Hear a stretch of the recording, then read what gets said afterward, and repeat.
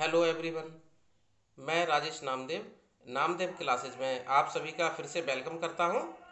हाँ स्टूडेंट, आज जो चैप्टर हम लोग डिस्कस करने वाले हैं उसका नाम है कोऑर्डिनेट ज्योमेट्री।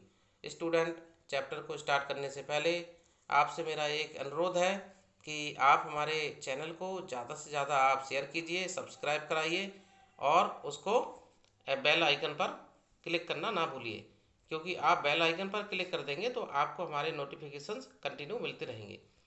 हाँ, तो हम बात कर रहे थे coordinate geometry. Coordinate geometry mathematics का बहुत इंपॉर्टेंट टॉपिक है, क्योंकि कोऑर्डिनेट ज्योमेट्री की हेल्प से ही हम किसी भी पॉइंट की लोकेशन हम पता कर सकते हैं। जैसा कि आप जानते हैं, आज हम टेक्नोलॉजी का यूज़ बहुत ज़्यादा कर रहे हैं। आज हम किसी भी पर्सन की लोकेशन को या किसी भी प्लेस को सर्च करने के लिए गूगल मैप का यूज़ करते हैं। तो जो गूगल मैप है स्टूडेंट, वो आपका कोऑर्डिनेट ज्योमेट्री के बेसिस पर ही वर्क करता है।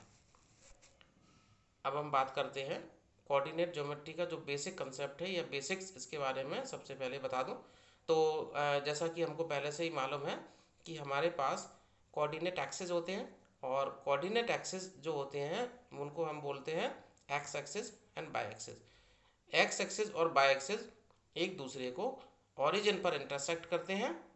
ओरिजिन जैसा कि आपको डायग्राम में दिख रहा है, ओ इज़ द ओरिजिन। ठीक है, किसी भी पॉइंट को हमें शो करना होता है तो उसकी लोकेशन को हम इस तरह से शो कर देते हैं, जिसमें एक्स कोऑर्डिनेट की वैल्यू पहले आती है और वाई कोऑर्डिनेट की वैल्यू बाद में आती है, और इसको हम इस तरह से लिख देते हैं एक्स कोमा वाई। और स्टूडेंट, यहाँ पर हम जानते हैं कि जो एक्स कोऑर्डिनेट है हमारा, उसको हम एब्सिसा बोलते हैं, और जो वाई कोऑर्डिनेट है उसको हम ऑर्डिनेट बोलते हैं।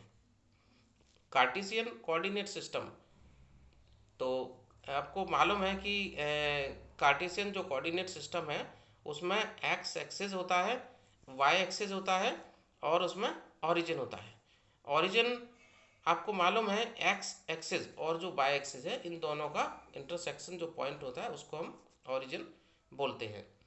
अब स्टूडेंट, यहाँ पर आज हम जो बात करने वाले हैं, यहाँ पर कोऑर्डिनेट ज्योमेट्री के कुछ एप्लीकेशंस हैं जिनकी हेल्प से हम है ना टू पॉइंट्स के बीच में डिस्टेंस हम फाइंड कर सकते हैं, हम एरिया फाइंड कर सकते हैं।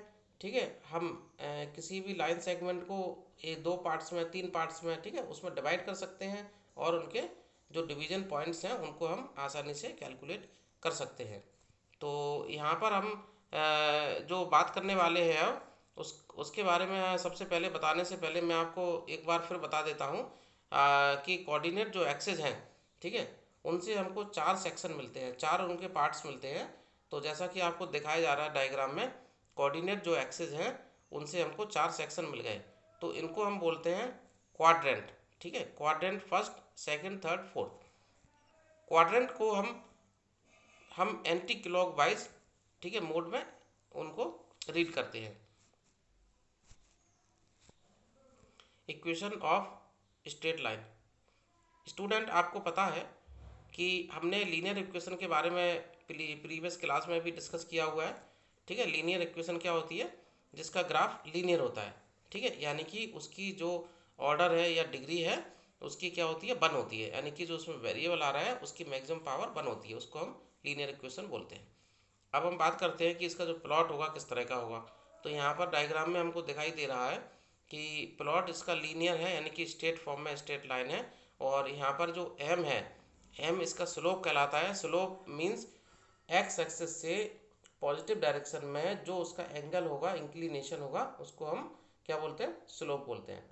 ठीक है, तो यहाँ पर हमने एक लाइन की इक्वेशन लिखी है, y equal to m x plus b, यानी कि यहाँ पर जो स्लोप है m है, और m को हम इस तरह से स्टडी करते हैं, क्या होता है m? Ratio of change in y upon change in x, यानी कि y में कितना चेंज हो रहा है और x में कितना चेंज हो रहा है, ठीक है, उन दोनों का जो रेशियो होता है उसको हम बोलते हैं स्लोप। ठीक है, m से हम रिप्रेजेंट करते हैं इसको। अब हम बात करने वाले हैं डिस्टेंस बिटवीन टू पॉइंट्स। तो स्टूडेंट, अब हमको एक्चुअल जो प्रॉब्लम हमको इस चैप्टर में करनी है, ठीक है, अब हम उस पर आते हैं।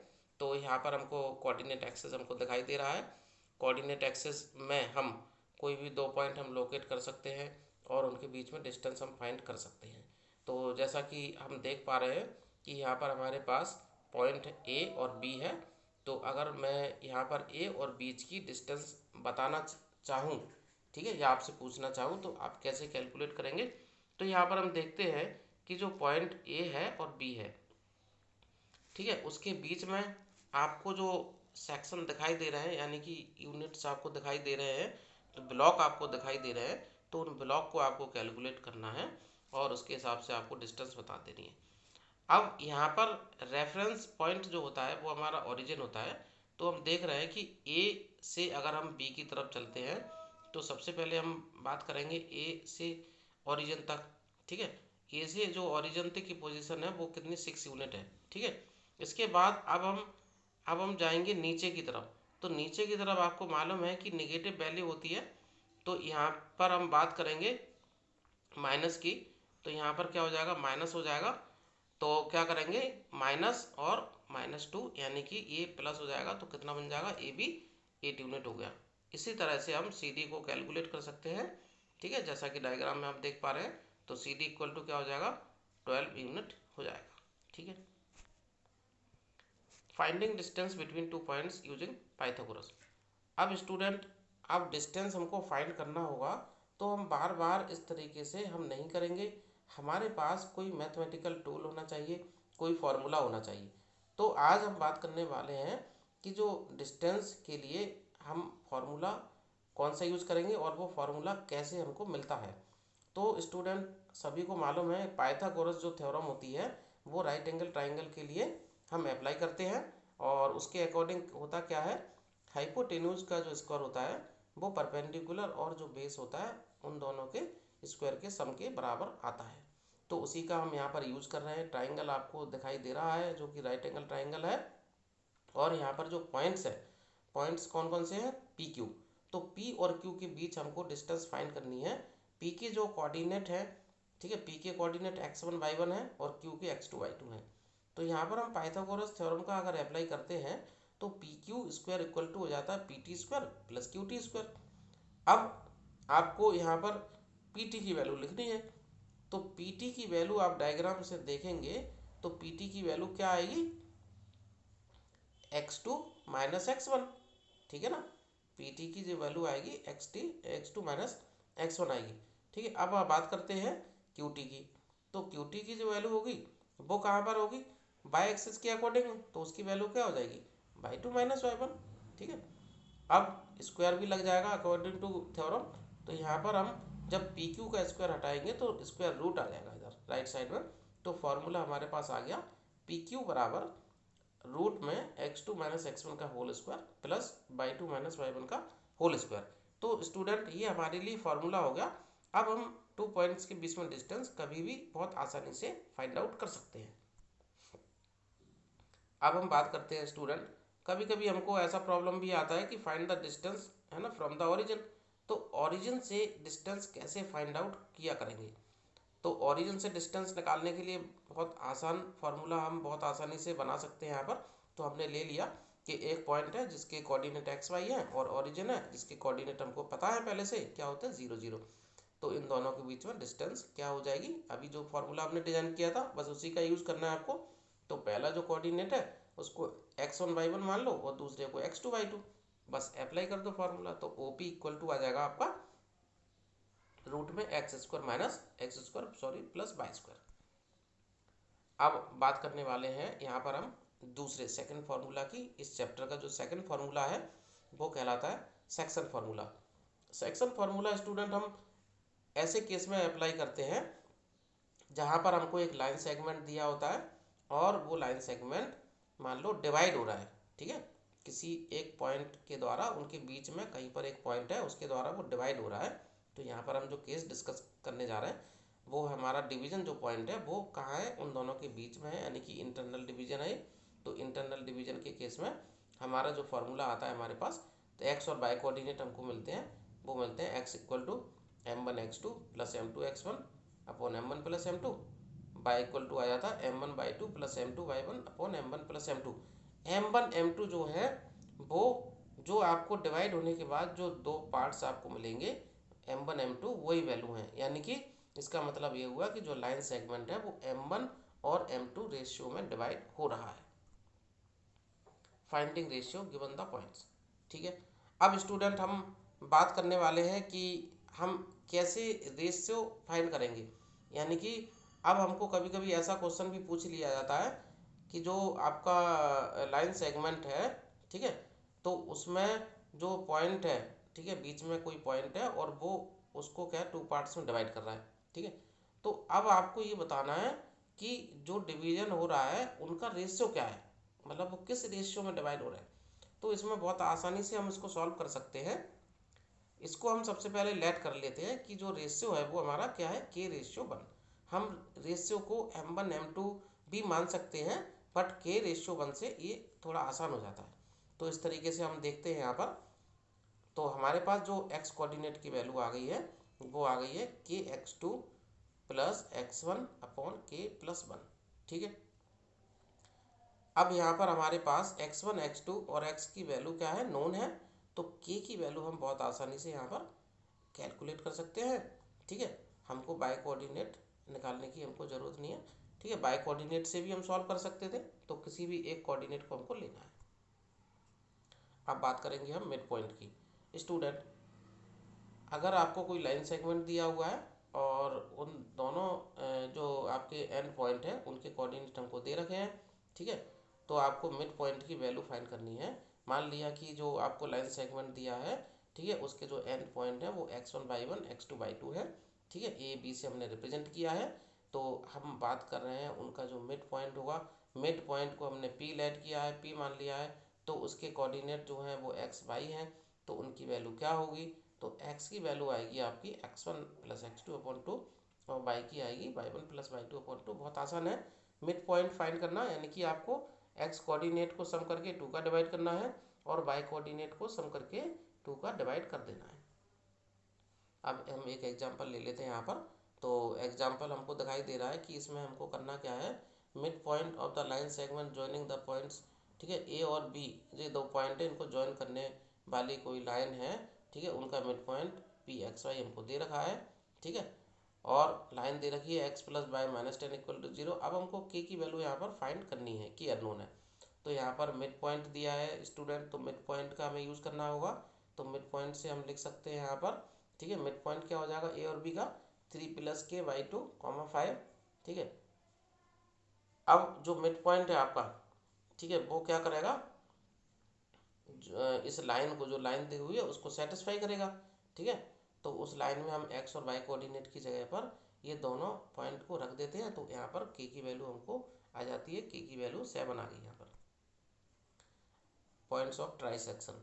स्टूडेंट, कभी कभी सेक्शन जो हमारा कंसेप्ट है सेक्शन वाला, सेक्शन फॉर्मूले का हमने यूज़ किया, इसमें क्या होता है कि लाइन सेगमेंट आपको दिया है और अब उसके 2 से ज़्यादा सेक्शन हो रहे हैं, यानी कि ट्राइसेक्शन 3 सेक्शन हो रहे हैं।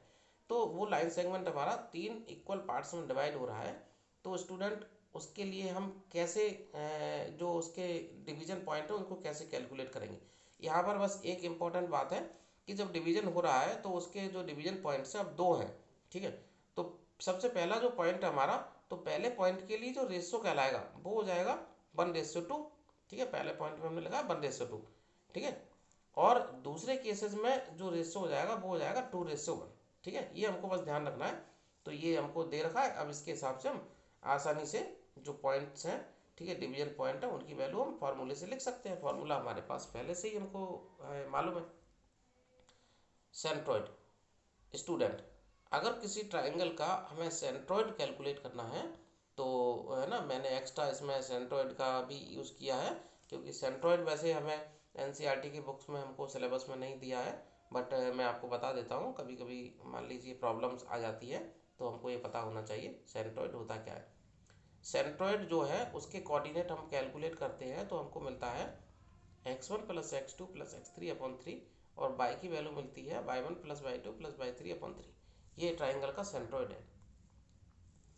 एरिया, अब हम बात करते हैं एरिया फ्रॉम कोऑर्डिनेट्स, यानी कि कोऑर्डिनेट ज्योमेट्री में हम एरिया भी कैलकुलेट करते हैं, क्योंकि आपको मालूम है स्टूडेंट कि अगर आपके पास 3 पॉइंट्स हैं, तो 3 पॉइंट हैं और वो आपके बस कोलिनियर नहीं होना चाहिए, तो उनको किसी भी तरीके से आप अरेंज कर दो, तो हमेशा वो तीन जो पॉइंट्स हैं वो आप एक स्ट्रक्चर जो बनाएंगे उसका नाम क्या होगा, ट्राइंगल। तो यहाँ पर अब हमको ट्राइंगल का एरिया भी कैलकुलेट करना है और उसके लिए फॉर्मूला ड्राइव करना है। तो फॉर्मूला हमारे पास यहाँ पर आ जाता है निकल के, एरिया इक्वल टू 1/2 ब्रैकेट में x1/2 - 3 प्लस x2 फिर /3 - y1 plus x3 into y1 - y2। तो ये फॉर्मूला हम एरिया कैलकुलेशन के लिए यूज़ करेंगे। स्टूडेंट यहाँ पर एक नोट करने वाली बात है, कभी कभी एरिया की वैल्यू ज़ीरो आ जाती है। तो एरिया की वैल्यू अगर ज़ीरो आती है तो यहाँ पर हम एक रिजल्ट निकालते हैं। इसका मतलब ये हुआ कि वो जो तीनों पॉइंट्स हैं आपके वो कोलिनियर होंगे। ठीक है, क्योंकि कोलिनियर होने पर ही ट्राइंगल फॉर्म नहीं होगा और उसका एरिया ज़ीरो हो जाएगा। तो यहाँ पर स्टूडेंट हम अब बात उसी की कर रहे हैं, कोलिनियरिटी की। तो कोलिनियरिटी को कैसे प्रूव करेंगे, यानी कि 3 पॉइंट्स आपको गिवन है, कैसे हम बताएंगे कि वो कोलिनियर है। तो यहाँ पर सबसे पहला जो कंसेप्ट है वो तो डिस्टेंस फार्मूला के बेस पर करना है, यानी कि 3 points A B C are collinear, then A B plus B C equal to A C. इसका मतलब ये होगा ना कि अगर वो कोलिनियर है तो ए बी और बी सी इन दोनों की डिस्टेंस निकाल कर अगर ऐड करेंगे तो वो टोटल डिस्टेंस ए सी के बराबर आनी चाहिए, है ना, क्योंकि ए और सी के बीच में कहीं पर भी आ रहा है। एक तो ये हो गया।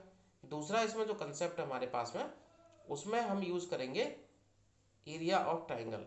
ठीक है, तो एरिया ऑफ ट्राइंगल का कंसेप्ट यूज़ करेंगे। तो अभी हमने बताया था, अगर ट्राइंगल का एरिया ज़ीरो आ जाता है तो हम कह सकते हैं कि वो जो पॉइंट्स हैं वो कैसे हैं, कोलिनियर है। अब यहाँ पर हमको दिया हुआ है प्रॉब्लम, तो यहाँ पर देख लेते हैं। स्टूडेंट हम प्रॉब्लम साथ में इसीलिए लाते हैं क्योंकि आपको बहुत आसानी से, बहुत इजी तरीके से हम, है ना, कंसेप्ट को, मेथड को या फिर फॉर्मूले को हम आपको बता सकें। तो यहाँ पर हम बात कर रहे हैं, हम 3 पॉइंट हमारे पास में, ठीक है, इनको हमें बताना है कोलिनियर बता बोला हुआ है। तो ये आपको ट्रू और फॉल्स, ठीक है, आपको ये बताना है कि ये स्टेटमेंट ट्रू है या फॉल्स है। तो हम एरिया का फॉर्मूला यूज़ करते हैं यहाँ पर, और हमने कैलकुलेट किया तो वैल्यू हमको निकल के आ रही है 4 स्क्वायर यूनिट, यानी कि वैल्यू हमको कितनी आ रही है, 4 स्क्वायर यूनिट, जीरो नहीं आया। तो इस केस में हम कह सकते हैं कि ये जो स्टेटमेंट है वो कैसा है, फॉल्स है, क्योंकि ये पॉइंट्स कोलिनियर नहीं है, ये ट्राइंगल को फॉर्म कर रहे हैं।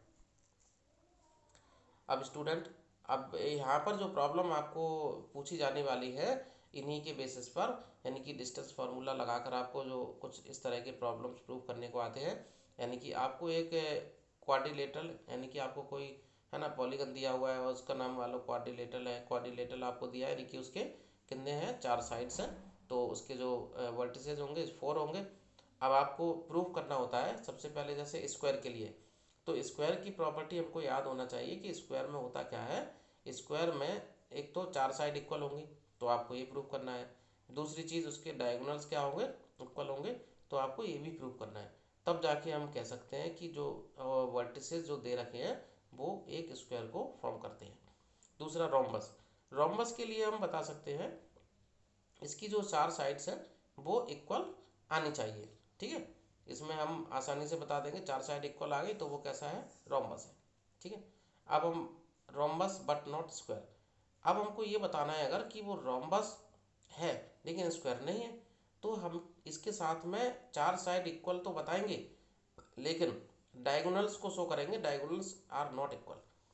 तो चारों साइड अगर इक्वल आ गई है, उसके बाद डायगोनल अगर इक्वल नहीं आ रहा है, तो वो कैसा होगा, वो क्लियर हो जाएगा कि वो रोम्बस है, वो स्क्वायर नहीं है। क्योंकि 4 साइड इक्वल आती है तो उस केस में वो रोम्बस भी हो सकता है और स्क्वायर भी हो सकता है। रेक्टेंगल, रेक्टेंगल के लिए अपोजिट साइड इक्वल होना चाहिए और उसके डायगोनल भी इक्वल होना चाहिए। पैरेललोग्राम, पैरेललोग्राम में क्या होगा, इसके जो अपोजिट साइड्स हैं वो इक्वल होने चाहिए। ठीक है, और अब बात आती है, पैरेललोग्राम तो है बट नॉट रेक्टेंगल, रेक्टेंगल नहीं। तो इन दोनों में डिफरेंस है कि जो रेक्टेंगल था उसके डायगोनल्स इक्वल थे, इसमें क्या होगा, डायगोनल्स इक्वल नहीं होना चाहिए। दूसरी टेबल हमने बनाई है, इसमें हम बता रहे हैं कि जो आपको 3 वर्टिसेज अगर दे रखे होते हैं तो वो एक ट्राइंगल फॉर्म करेंगे, और 3 वर्टिसेज ट्राइंगल फॉर्म करेंगे तो उसके लिए किस तरह के क्वेश्चन आपसे पूछे जाते हैं। तो इसमें पूछा जाता है कि वो ट्राइंगल कैसा है। तो अगर मान लीजिए उसके तीनों साइड्स अगर इक्वल नहीं है, ठीक है, तो उसमें हम बोलेंगे वो स्केलिन है, ठीक है, स्केलिन ट्राइंगल है। अगर तीनों साइड इक्वल नहीं है, डिफरेंट आ रहे हैं, तो वो स्केलिन है। और अगर उसके टू साइड्स इक्वल आ जाते हैं तो वो आइसोसेलेस है। और इक्विलेटरल के लिए बताएंगे, तीनों साइड अगर इक्वल होते हैं तो इक्विलेटरल होगा।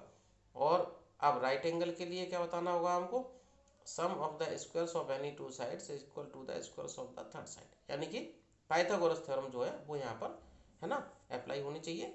आपका जो दो साइड का स्क्वायर है उनका सम थर्ड साइड के स्क्वायर के बराबर अगर आता है तो हम आसानी से कह सकते हैं कि वो जो ट्राइंगल दिया हुआ है वो राइट एंगल ट्राइंगल है। स्टूडेंट, यहाँ पर एक प्रॉब्लम हमने दिया हुआ है, कभी कभी ऐसा पूछा जाता है आपसे, चार वर्टिसेस आपको दे रखे हैं, ठीक है, और क्वाड्रिलेटरल ABCD है हमारे पास, तो इसका हमें एरिया फाइंड आउट करना है। स्टूडेंट, हमारे पास क्वाड्रिलेटरल के लिए कोई फार्मूला नहीं है, बट हमने ट्राइंगल के लिए फार्मूला पढ़ा हुआ है, तो हम क्या कर सकते हैं, जो क्वाड्रिलेटरल हमको दे रखा है ABCD, उसको हम क्या करेंगे, एक डायगोनल, कोई सा भी एक डायगोनल ड्रॉ कर सकते हैं, चाहे तो AC हो या फिर BD। तो हमने यहाँ पर AC ड्रॉ किया है। अब ये दो ट्राइंगल में डिवाइड हो गया, एक ट्राइंगल बन गया आपका ABC और एक बन गया ADC। तो बस आपको क्या करना है, फार्मूला जो है आपका ट्राइंगल का एरिया का फार्मूला है उसको अप्लाई करिए और दोनों ट्राइंगल का एरिया कैलकुलेट कर लो और दोनों का एरिया सम कर देंगे तो क्या आ जाएगा, एरिया ऑफ क्वाड्रिलेटरल आ जाएगा। एरिया ऑफ ट्राइंगल हमने कैलकुलेट कर लिया यहाँ पर। तो इस तरीके से सबसे पहले ABC का हमने कैलकुलेट किया, देखो तो आ गया 21/2 स्क्वायर यूनिट, और ADC का किया तो 35/2 स्क्वायर यूनिट आ गया। अब इन दोनों को सम कर दिया, इस तरह से हमारे पास आंसर आ गया इसका 28 स्क्वायर यूनिट। अब स्टूडेंट एक प्रॉब्लम हमारे पास फिर से आ रही है, तो यहाँ पर हम सेंट्रॉइड की बात कर रहे हैं, coordinate of the centroid. Centroid के कोऑर्डिनेट 1 3 है और टू वर्टिसेस आपको दे रखे हैं ट्राइंगल के, एक थर्ड वर्टेक्स जो है आपको वो कैलकुलेट करना है। तो स्टूडेंट, आपको सेंट्रॉइड का फॉर्मूला भी हमने बताया था कि जो आपका सेंट्रॉइड होता है वो तीनों जो वर्टिसेज हैं उनके एक्स कोऑर्डिनेट का सम अपॉन 3 होता है, ठीक है, और बाय कोऑर्डिनेट में बाय कोऑर्डिनेट का सम अपॉन 3 होता है। तो आप बस अप्लाई कर दीजिए और इस तरीके से हम है ना जो हमारा जो अननोन वर्टेक्स है उसको कैलकुलेट हमने कर लिया है, यहाँ पर उसकी वैल्यू 2n-2 आ गई है। स्टूडेंट, यहाँ पर हम बात कर रहे हैं, अब ABCD एक पैरेललोग्राम है, ठीक है, उसके हमको ABC, ठीक है, 3 हमको वर्टिसेस दे रखे हैं। अब आपको बताना है कि जो फोर्थ वर्टेक्स होगा, ठीक है, वो क्या होगा, उसके कोऑर्डिनेट हमको बताने हैं इनके ABC के टर्म्स में। तो स्टूडेंट, आपको मालूम है कि जो इसके डायगोनल्स हैं, ठीक है, वो आप क्या करते हैं, बाइसेक्ट करते हैं। तो आपको मालूम है कि पैरेललोग्राम के जो डायगोनल है वो बाइसेक्ट करते हैं एक दूसरे को, बस यही कंसेप्ट आपको यूज़ करना है। तो यहाँ पर मिड पॉइंट वाला कंसेप्ट यूज़ होगा, क्योंकि वो जो बाइसेक्ट करेंगे तो यानी कि वहाँ पर क्या होगा, मिड पॉइंट आएगा। तो mid point of AC equal to होगा मिड पॉइंट ऑफ BD, दोनों डायगोनल के जो मिड पॉइंट होंगे आपस में बराबर होने चाहिए। हमने वही कंसेप्ट यूज़ किया है यहाँ पर, तो उसका यूज़ करके हमने चौथा जो हमारा अननोन है, ठीक है, उसकी वैल्यू हमने कैलकुलेट कर ली है। x की वैल्यू x1 + x3 - x2 और y की वैल्यू आई है y1 + y3 - y2, ठीक है, ये हमारा आंसर हो गया। अब स्टूडेंट, यहाँ पर हमको दिया है find the area of triangle with vertices, हमको एरिया कैलकुलेट करना है। तो एरिया के लिए हमारे पास फार्मूला है पहले से ही, जो कि सामने आपको दिख रहा है स्क्रीन पर। अब हमको बस वैल्यूज रखनी है, तो हमारे पास 3 जो वर्टिसेस दे रखे हैं उनकी वैल्यू आप पुट कर दीजिए। पुट करने के बाद कैलकुलेट किया तो 0 आ गया। तो इसका मतलब ये निकल के आया कि एरिया 0 है। तो ये कैसे हैं, पॉइंट्स हैं, ये पॉइंट्स कैसे हैं, कोलिनियर है, ठीक है। स्टूडेंट, आज का जो लेक्चर था वो हमारा है ना क्लास 10th के लिए कोऑर्डिनेट ज्योमेट्री पर था। स्टूडेंट, अगर हमारे जो लेक्चर हैं, ठीक है, हमारा जो मेथड ऑफ एक्सप्लेनेशन है आपको अगर अच्छा लग रहा है, ठीक है, तो आप हमारे बेल आइकन को प्रेस करना ना भूलिए, हमारे चैनल को सब्सक्राइब करिए और ज़्यादा से ज़्यादा शेयर कीजिए। ओके, थैंक यू, जय हिंद, जय भारत।